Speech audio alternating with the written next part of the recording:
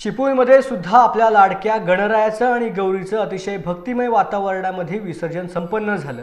गोवळकोट या ठिकाणी सार्वजनिक पद्धतीने बाप्पाची आणि गौरीची मूर्ती मांडून त्या ठिकाणी आरती करण्यात आली आणि त्यानंतर गणपती बाप्पा मोरया, पुढच्या वर्षी लवकर या असं म्हणत गणरायाला आणि गौरीला निरोप देण्यात आला। चिपळूणमध्ये सुद्धा नायशी येथे गौरी गणपतीचं विसर्जन सुरू झालेलं आहे। पारंपरिक पद्धतीने गणेशाची आरती करून आपल्या लाडक्या बाप्पाला भक्तगण निरोप देत आहेत। गावाच्या नजीक असलेल्या गणनदीमध्ये सामूहिक पद्धतीने गणपतीच्या मूर्तींचे विसर्जन करण्यात येते। यावेळेला भक्तांनी गणपतीकडे आरोग्य आणि समृद्धीसह कोरोनारूपी संकटाला जगातून नष्ट कर अशी प्रार्थना केलेली आहे।